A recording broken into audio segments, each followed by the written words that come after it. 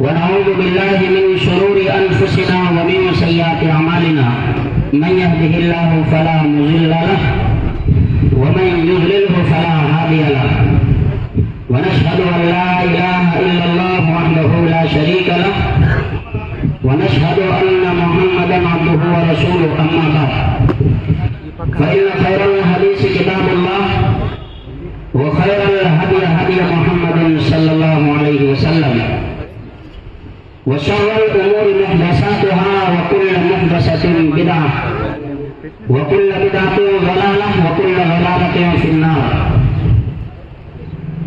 أعوذ بالله السميع العليم من الشيطان وضل سعيهم في الحياة الدنيا ويوم القيامة يردون إلى أشد العذاب ما أتاكم الرسول فخذوه وما نهاكم عنه فانتهوا.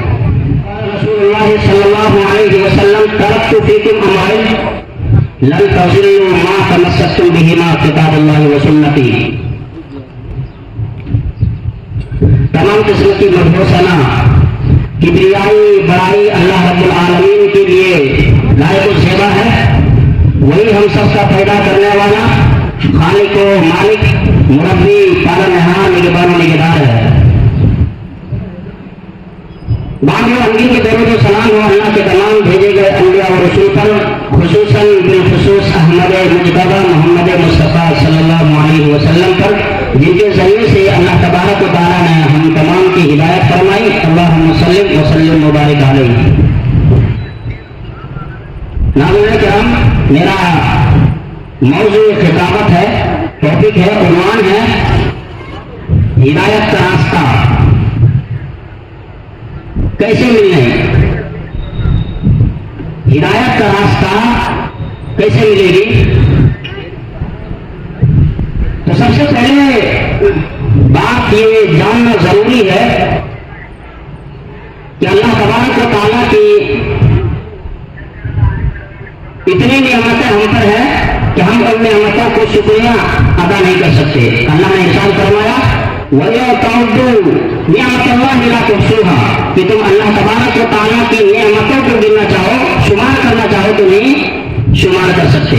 کہ اللہ نے ارشاد فرمایا وَلَا تَعُدُّوا نِعْمَتَ اللَّهِ لَا تُحْصُوهَا کہ اگر آپ اللہ کی نعمتوں کا شکریہ ادا کرنا چاہو تو نہیں گر سکتے. دوسری بات یہ ہے کہ اللہ تبارک و تعالیٰ کی جتنی بھی نعمتیں ہم پر ہے وہ تمام کی تمام نعمتیں اپنی جگہ انتہائی اہم اور ضروری ہے.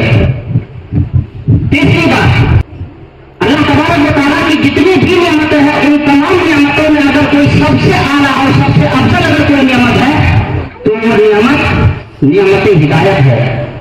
وہ نعمت ہدایت ہے. یہ وہ نعمت ہے جو صرف اور صرف اللہ تبارک و تعالیٰ کی عطا سے ہمیں حاصل ہوتی ہے. نہ نبی دے سکتا ہے، نبی صرف اعراض طریق کر سکتا ہے، اور نہ کوئی ایمان دے سکتا ہے، نہ کوئی اولیاء کرام دے سکتا ہے، نہ پیر دے سکتا ہے، مرشد دے سکتا ہے، کوئی بھی نہیں دے سکتا. یہ وہ نعمت ہے جو صرف اور صرف اللہ تبارک و تعالیٰ کی طرف سے عطا ہوتی ہے. دلیل اللہ تبارک و تعالیٰ نے ارشاد فرمایا إِنَّكَ لَا تَهْدِي مَنْ أَحْبَبْتَ وَلَٰكِنَّ اللَّهَ يَهْدِي مَن يَشَاءُ کہ اللہ تبارک و تعالیٰ نے یہ قرآن مجید کے اندر میں اللہ نے ارشاد فرمایا إِنَّكَ لَا تَهْدِي مَنْ أَحْبَبْتَ وَلَٰكِنَّ اللَّهَ يَهْدِي مَن يَشَاءُ. اللہ کے نبی صلی اللہ علیہ وسلم کے چچا جب مرض الموت کے اندر میں مبتلا تھے تو آپ صلی اللہ علیہ وسلم کی خواہش ہوئی کہ بچپن سے لے کر کے آج جوانی تک اگر کسی نے میرا ساتھ دیا تو میرے چچا نے دیا ہے. لہذا آپ صلی اللہ علیہ وسلم کی خواہش تھی کہ آخری وقت میں ہمارے چچا اسلام لے کر کے آئے، ہمارے چچا کلمہ پڑھ لے. تو آپ صلی اللہ علیہ وسلم نے اپنے چچا کو اپنے سرہانے پر جا کر کے کہا کہ اے میرے چچا، اے میرے پیارے چچا، آپ کلمہ پڑھ لیجیے تاکہ میں کل قیامت کے دن تیری سفارش کروں گا. اللہ تبارک و تعالیٰ نے ان کے چچا نے کہا کہ اے میرے بیٹے، مجھے نام پسند ہے، آپ پسند نہیں ہے. یعنی میں جہنم میں جانا گوارا کر دوں گا لیکن میں کلمہ نہیں پڑھوں گا، میں اپنے باپ دادا کے دین پر ہی مرنا چاہتا ہوں. تو جب وہ وفات ہو گئے تو اللہ کے نبی صلی اللہ علیہ وسلم بڑے غمگین ہوئے، پریشان ہوئے، غمزدہ ہوئے. پھر اللہ تبارک و تعالیٰ سے دعا کرنے لگے کہ اے اللہ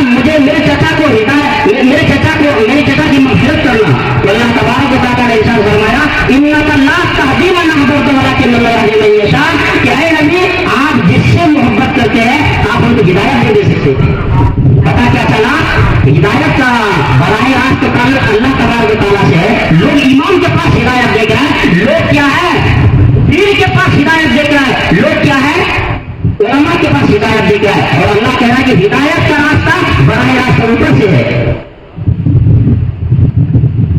اور چوتھی بات بہت اچھے آپ لوگ دھیان سے سنیے تب سمجھ میں آئے گی میری بات.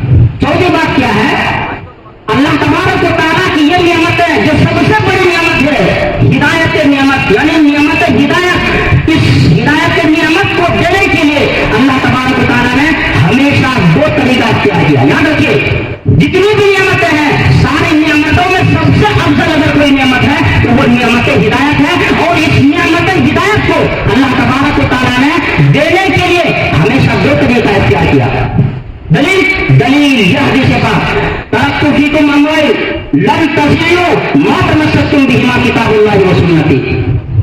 اللہ کے نبی صلی اللہ علیہ وسلم نے ارشاد فرمایا کہ اے میرے امت کے پیارے پیارے لوگوں, میں اس دنیا سے جا رہا ہوں لیکن جانے سے پہلے میں تمہارے درمیان دو چیزوں کو چھوڑ کر کے جا رہا ہوں. اگر تم اس کو مضبوطی سے تھامے رہو گے تو تم گمراہ نہیں ہوگے. لن تضلوا کبھی گمراہ نہیں ہوگے. وہ دو چیزیں کیا ہے, کتاب اللہ, ایک اللہ کی کتاب ہے اور دوسری کیا ہے وہ رسول, ایک نبی صلی اللہ علیہ وسلم کی سنت ہے.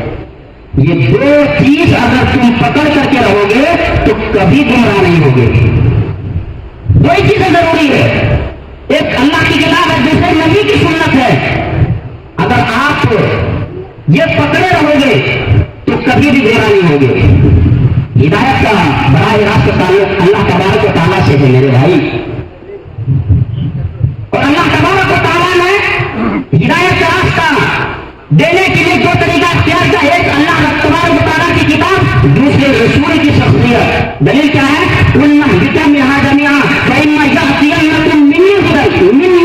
اللہ تبارک و تعالیٰ نے ارشاد فرمایا, حضرت آدم علیہ السلام کو جنت سے نکالنے کے بعد کہا کہ تم جاؤ دنیا کے اندر میں, جاتے رہو جاؤ دنیا کے اندر میں, لیکن یاد رکھنا جب تمہارے پاس میری طرف سے ہدایت آئے گی, منہا جميعا, تمہارے پاس میری طرف سے ہدایت آئے یعنی میری طرف سے کوئی کتاب آئے, کوئی نبی آئے, پیغمبر آئے, تم اس کی اتباع کرنا.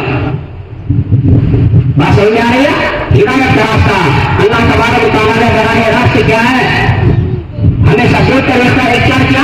ایک اللہ نے کتاب مسلسل نازل کرتا رہا, دوسرا اللہ تبارک و تعالیٰ نے مسلسل کیا ہے پیغمبروں کا سلسلہ دنیا کے اندر نازل کرتا رہا. ہمیں یہی دو چیزیں دیکھنا ہے, ایک اللہ کی کتاب دیکھنی ہے اور دوسرے رسول کی شخصیت دیکھنی ہے. تیسری چیزوں کے اندر ہمیں جانے کی ضرورت نہیں ہے. بہت سارے لوگ یہ کہتے ہیں کہ بھائی ہم جو ہے قرآن کو تو پڑھ لیتے ہیں لیکن حدیث کو سمجھنے کے لیے علماء کی ضرورت ہے, قیاس کی ضرورت ہے, اور نہ جانے کیا کیا چیز ڈھونڈتے ہیں.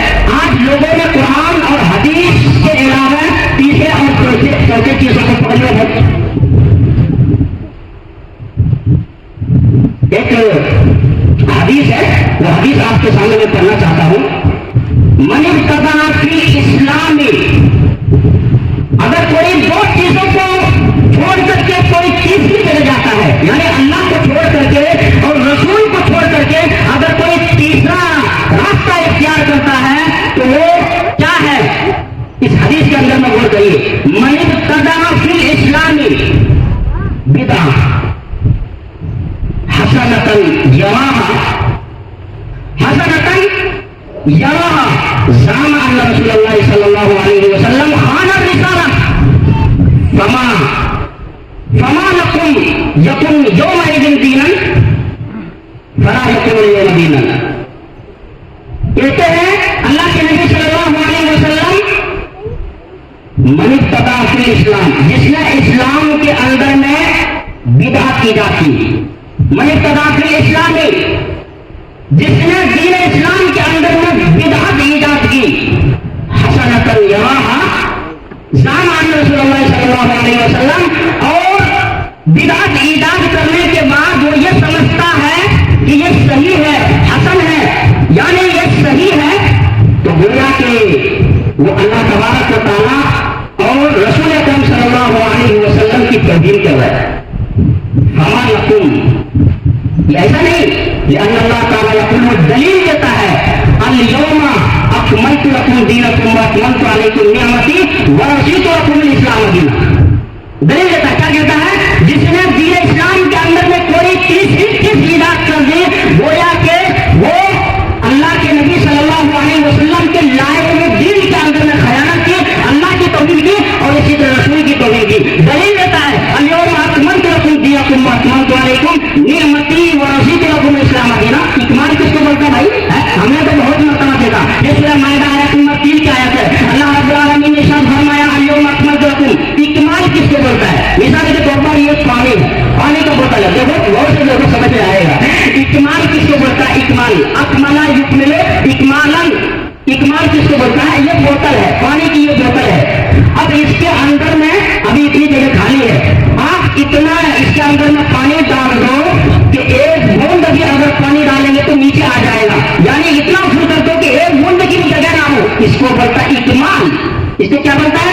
اکمال. ایک بوند کی بھی اس کے اندر میں پانی کی جگہ نہ ہو، اس کو بولتا ہے اکمال. اب اگر کوئی انسان ایک بوند ڈالے گا تو باہر نکل جائے گا، اور کیا ہے ایک بوند اس کے اندر میں ڈالے گا تو اسی کے اندر رہ جائے گا، تو وہ اکمال نہیں ہے. اکمال بولتا ہے کہ پورا کمپلیٹ ہو جائے، ایک بوند کی بھی جگہ نہیں ہے، یہ ہے اکمال. اب اگر کوئی انسان دین اسلام کے اندر میں کیا ہے کوئی بڑھاتا ہے یا گھٹاتا ہے تو گویا کہ یہ اکمال کی خیانت ہے، گویا کہ وہ صرف اللہ کی توہین نہیں کر رہا بلکہ نبی کی بھی توہین کر رہا ہے. اللہ تبارک و تعالیٰ نے کہہ دیا کہ جب میں دین کو مکمل کر دیا تو اب اگر کوئی انسان نئی چیز ایجاد کر رہا ہے تو گویا کہ وہ بدعت ایجاد کر رہا ہے. آگے والا ٹکڑا غور طلب، آگے والا ٹکڑا کیا کہتا ہے؟ فما لم یکن یومئذ دینا. کہتے ہیں امام علامہ ابن قیم رحمہ اللہ کا قول کہتے ہیں فما لم یکن یومئذ دینا. جو صحابہ کرام کے زمانے میں دین نہیں تھی، جو صحابہ کرام کے زمانے میں دین نہیں تھی، وہ آج بھی دین نہیں ہو سکتا. فلا یکون اليوم دینا. جو صحابہ کے زمانے میں دین نہیں تھی وہ آج بھی دین نہیں ہو سکتا ہے.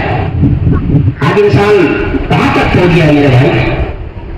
اس کے بعد چلو اور ایک اور آپ کے سامنے پڑھ دیتا ہوں. حضرت عمر بن خطاب رضی اللہ تعالیٰ عنہ کا قول ہے اگر کوئی انسان یہ دو چیزوں کو چھوڑ کر کے کوئی تیسری طرف جاتا ہے تو وہ کیا ہوتا ہے؟ حضرت عمر رضی اللہ تعالیٰ عنہ کا قول ہے السنۃ ما سنہ اللہ ورسولہ لا تجعلوا خطأ الرأی سنت الامہ. کہتے ہیں حضرت عمر بن خطاب رضی اللہ تعالیٰ عنہ کہ سنت وہ ہے سنہ اللہ ورسولہ، جس کو اللہ اور اس کے رسول نے مقرر کیا ہے، یہ سنت ہے. لا تجعلوا خطأ الرأی.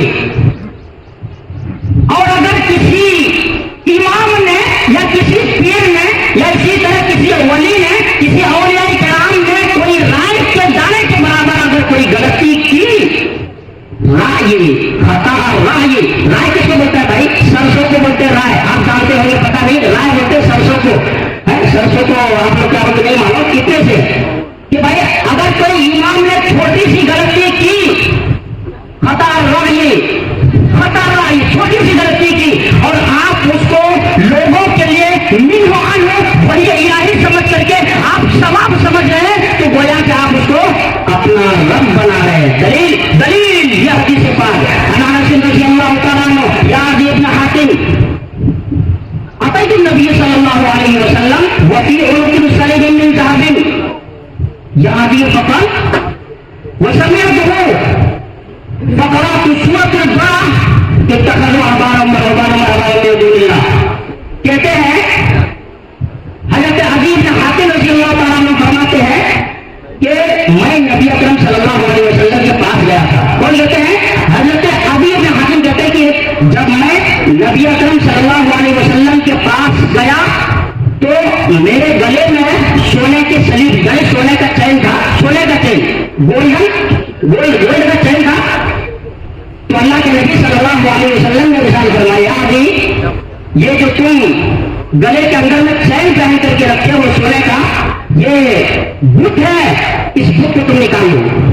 کیا کہا اللہ کے نبی صلی اللہ علیہ وسلم نے؟ اس بت کو کیوں گلے کے اندر میں لٹکا رکھا ہے؟ اس بت کو ہٹا دو۔ تو حضرت عدی بن حاتم نے کہا اللہ کے نبی صلی اللہ علیہ وسلم، بت تو اس کو بولتے ہیں جس کو پوجا جائے۔ بت کس کو بولتا ہے؟ جس کو پوجا جائے۔ میں اس ہار کو پوجتا نہیں ہوں، تو لہٰذا یہ بت کیسے ہوا؟ میں ہار کو پوجتا نہیں ہوں تو یہ بت کیسے ہوا؟ بات اصل ہار کا نہیں ہے، بات اصل دھاگے کا نہیں ہوتا ہے، بات تعمیر کا نہیں ہوتا ہے، بات کس کی ہوتی ہے؟ عقیدے کی ہوتی ہے۔ جو انسان کوئی چیز لٹکا رہتا ہے گلے کے اندر میں، ہاتھ کے اندر میں، پیر کے اندر میں، اس کا عقیدہ کیا ہوتا ہے؟ میرے امام جو فنا پیر نے یہ دھاگا دیا ہے، تو اس امام نے، اس بابا نے گارنٹی لیا ہے کہ بھائی تمہارے پاس کچھ بھی نہیں ہوگا، کوئی نقصان نہیں ہوگا ہے کہ نہیں؟ تو کہا کہ بات تمہارے گلے کے اندر میں جو سونے کا چین ہے، بات سونے کی چین کی نہیں ہے، بات عقیدے کی ہے۔ تمہارا عقیدہ خراب ہے، تمہارا عقیدہ خراب ہے۔ اس کے بعد اللہ کے نبی صلی اللہ علیہ وسلم یہ آیت کریمہ تلاوت کرتے ہیں، سورہ توبہ آیت نمبر 31، اتخذوا احبارهم ورهبانهم اربابا من دون اللہ، کہ بھائی تم لوگ اللہ کو چھوڑ کر کے ایسے امام کو، ایسے پیر کو، ایسے ولی کو رب بنا لیا، بھائی معبود بنا لیا۔ تو حضرت عدی بن حاتم نے کہا کہ اللہ کے نبی، میں امام کو معبود کہاں بنایا؟ میں اس کی عبادت نہ کرتا، میں امام اور ولی اور اسی طرح کسی پیر فقیر کا میں عبادت نہیں کرتا ہوں۔ تو اللہ کے نبی صلی اللہ علیہ وسلم نے کہا اچھا یہ بتاؤ، جب تمہارے امام کوئی بھی بات کہہ دیتا ہے تو تم اس کو بغیر تحقیق کے اس کو تم حلال سمجھ لیتے ہو نا؟ اگر وہ حلال کہتا حلال سمجھ لیتے ہو، حرام کہتا ہے حرام سمجھ لیتے ہو، ایسا ہے یا نہیں؟ کہا کہ ہاں ایسا ہے۔ تو کہا کہ یہی تو وارث بنانا، کیا کہا؟ یہی تو وارث بنانا۔ گویا کہ اگر کوئی انسان اللہ کو چھوڑ کر کے، رسول کو چھوڑ کر کے کسی تیسری جگہ جاتا ہے تو گویا کہ اس کو اپنا رب بناتا ہے، وہ بدعتی ہے۔ بات سمجھ میں آ رہی ہے؟ اور اس کے بعد کہتے ہیں حضرت علامہ ابن قیم کا قول ہے، بخاری کے اندر میں نقل ہے، کہتے ہیں کہ شیطان جو ہے، شیطان معلوم ہے؟ ابلیس شیطان کو سب سے زیادہ کوئی اگر گناہ اس کو پسند ہے تو وہ بدعت ہے۔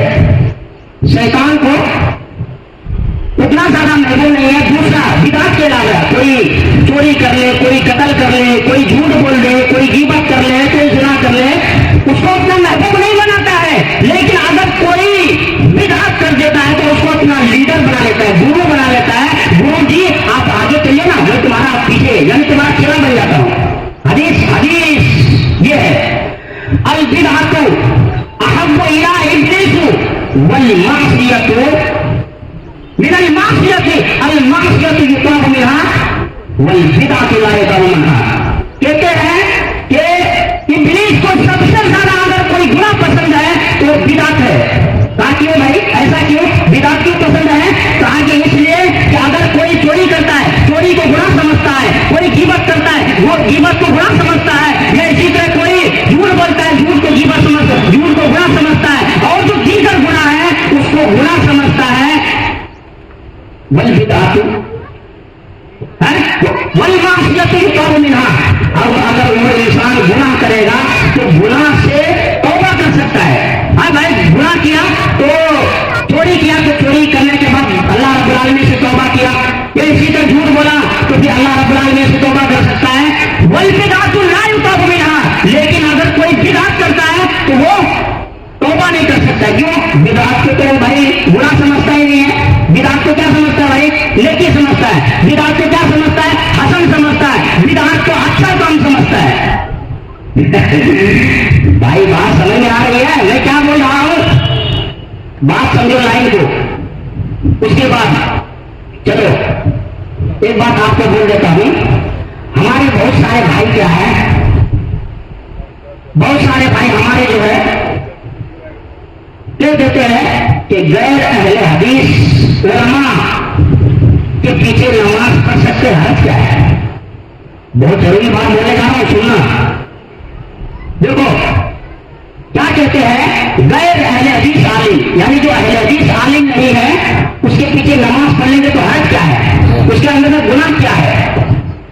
بہت سارے لوگ ہیں نا، بہت سارے لوگ ہیں جو دوسرے مسجدوں میں جا کر کے نماز پڑھتے ہیں اور وہ گناہ کو گناہ نہیں سمجھتے، وہ گناہ نہیں سمجھتے، کہتے ہیں کہ بھائی ہم اپنی نماز پڑھیں، وہ اپنی نماز پڑھے. اس کے اندر میں حرج کیا ہے، اس کے اندر میں حرج کیا ہے. تو حرج کیا ہے، بات سمجھو. حرج نماز اور نماز نہ پڑھنے اور پڑھنے کا نہیں ہے. حرج کس کا ہے، عقیدے کا ہے. ابھی میں نے کیا کہا، اگر کوئی انسان دو چیزوں کو چھوڑ کر کے تیسری چیزوں کے اوپر جاتا ہے تو وہ گویا کہ اس کو رب بنا رہا ہے، تو عقیدہ خراب ہو نہیں ہوا. تو پڑھنے نہ پڑھنے کی بات نہیں ہے، بات عقیدے کی ہے. بات سمجھو، سمجھ میں آئے گا، بات سمجھ میں دھیان سمجھو. تو کہا کہ بھائی ہم اس کے پیچھے نماز پڑھ لیں گے تو حرج کیا ہے. صحابہ کرام عقیدہ کیا ہے بھائی، عمل کے اندر میں بھی تھوڑی گڑبڑی کر لیتے تھے نا تو مسجد سے چھوڑ دیتے تھے. عمل کے اندر میں عمل اور عقیدہ خراب ہے تو تمہارا ایمان ہی بیکار ہے. عقیدہ اچھا نہیں ہے تو تمہارا ایمان لانا بیکار ہے.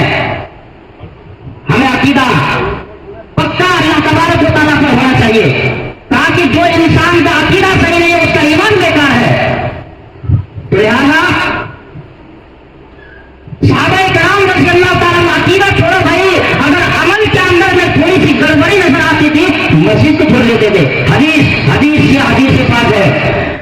ان مجاہد رضی اللہ تعالیٰ عنہ قال ابن عمر جا اب لو بنا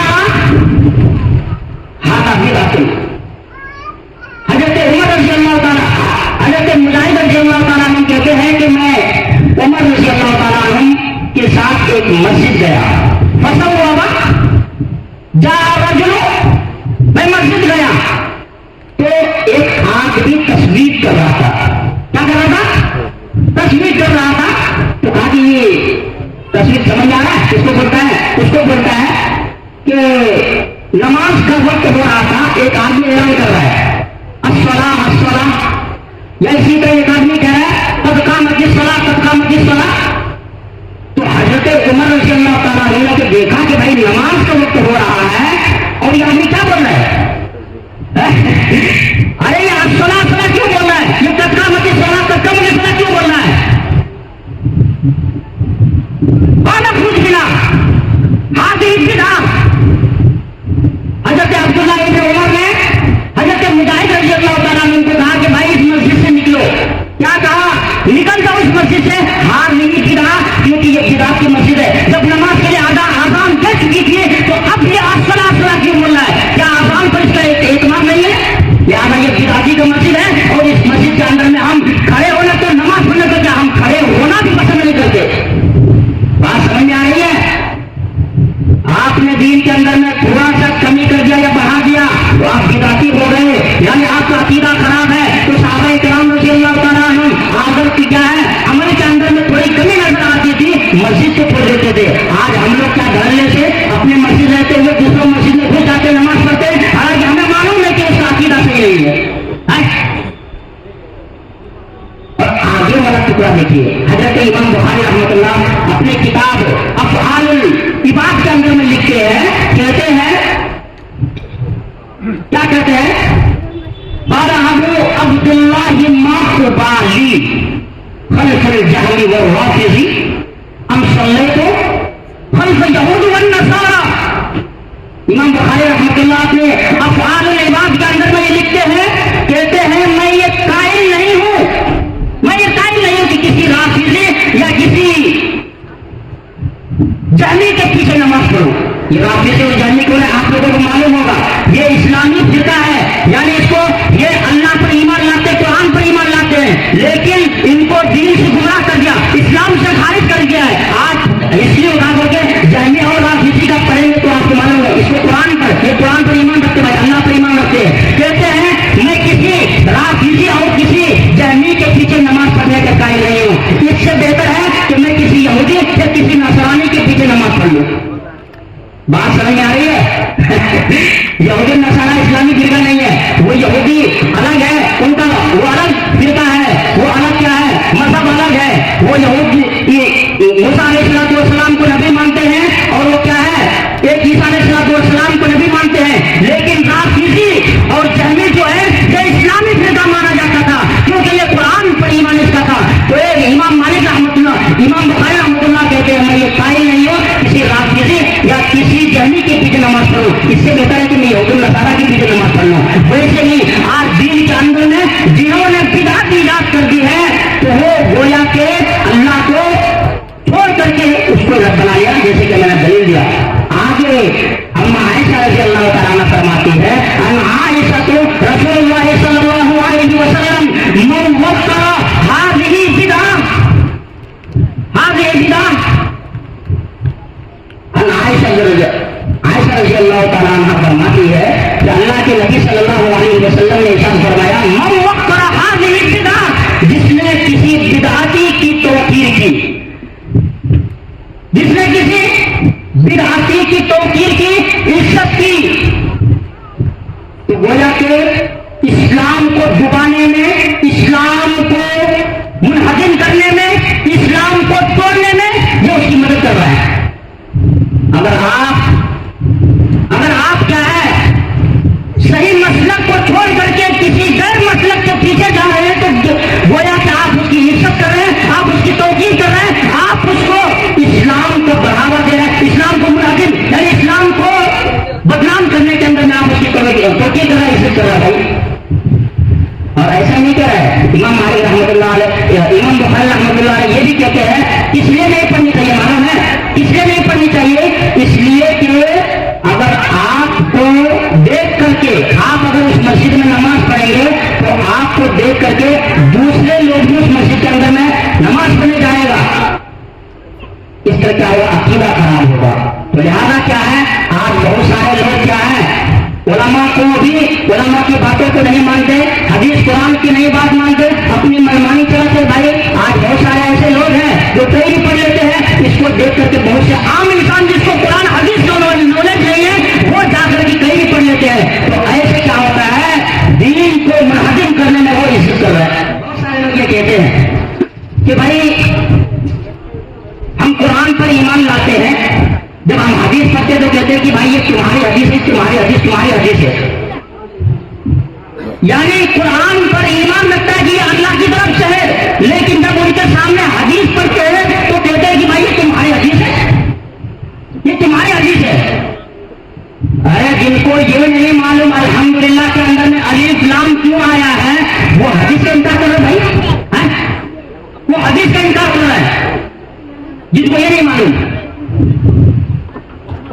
قرآن کو مانتا ہے کہ اللہ کی طرف سے اس کے اندر میں کوئی چینجنگ نہیں ہے، لیکن حدیث کی باری آتی ہے تو کہتے تھے کہ بھائی ایسا ہمارے امام نے نہیں کہا ہے، ایسا ہمارے علماء نے نہیں کہا ہے، ایسا ہمارے مولوی نے نہیں کہا ہے، یعنی ایسا ہم رسول کی باتیں بولتے ہیں وہ اپنی مولوی تک لے کے جاتا ہے. بھائی یعنی حدیث کو کیا سمجھتا ہے کہ حدیث تو سب کا الگ الگ ہے.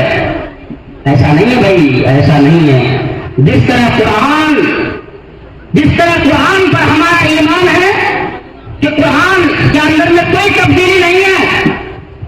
ہاں حدیث کے اندر میں بہت سارے موضوع ہے، بہت سارے صحیح ہے، بہت سارے ضعیف ہے، لیکن علم ہے آپ کے پاس تو پھر آپ گمراہ نہیں ہوں گے. حدیث ہے حضرت عبداللہ ابن عمر رضی اللہ تعالیٰ عنہ فرماتے ہیں، عبداللہ ابن عمر بن عاص رضی اللہ تعالیٰ عنہ فرماتے ہیں كنت اكتب كل شيء اسمعه من رسول الله صلى الله عليه وسلم، كنت اكتب كل شيء من رسول الله صلى الله عليه وسلم. فوهبني قريش اكتب اسمع كل شيء من رسول الله صلى الله عليه وسلم، بشر يتكلم في الغضب والرضا. فقال رسول الله صلى الله عليه وسلم والذي نفس بيدي ما يخرج منه الا حق. حضرت عبداللہ ابن عمر بن عاص رضی اللہ تعالیٰ عنہ فرماتے ہیں کہ میں نبی اکرم صلی اللہ علیہ وسلم کی ہر بات کو نوٹ کیا کرتا تھا میں نبی اکرم صلی اللہ علیہ وسلم کی ہر بات کو لکھ لیا کرتا تھا. میں نبی اکرم صلی اللہ علیہ وسلم کی ہر باتوں کو نوٹ کیا کرتا تھا. فلاحدنی قریش، تو مجھے قریش کے کچھ لوگوں نے کہا کہ آپ اللہ کے نبی صلی اللہ علیہ وسلم کی ہر بات کو مت لکھا کر، آپ اللہ کے نبی صلی اللہ علیہ وسلم کی ہر بات کو مت لکھا کر.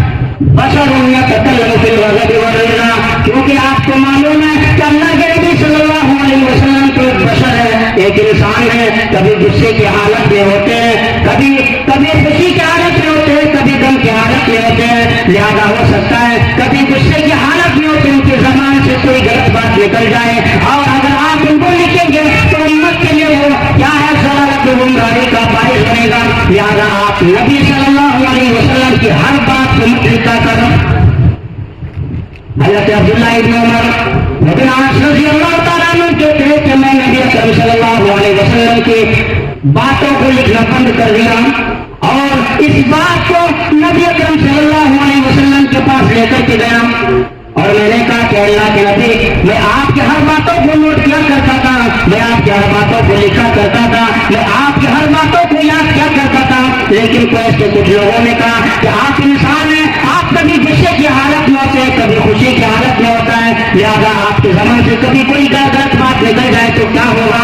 اللہ کے نبی صلی اللہ علیہ وسلم نے ارشاد فرمایا، والذی نفس بیدہ، اللہ کی قسم جس کے قبضے میں میری جان ہے. اے عبداللہ ابن عمر بن عاص، آپ میری ہر باتوں کو لکھ لیا کرو. اللہ کی قسم جس کے ہاتھ میں میری جان ہے، ما یخرج منہ الا حق، میری زبان سے کبھی کوئی ناحق بات نہیں نکلتی ہے. میری زبان سے جب بھی کوئی بات نکلتی ہے تو وہ حق ہوتی ہے. چاہے میں غصے کی حالت میں رہوں یا چاہے میں خوشی کی حالت میں رہوں، میں کسی بھی حالت میں رہوں، میری زبان سے وہی بات نکلتی ہے جو حق ہوتی ہے، جو درست ہوتی ہے، جو صحیح ہوتی ہے.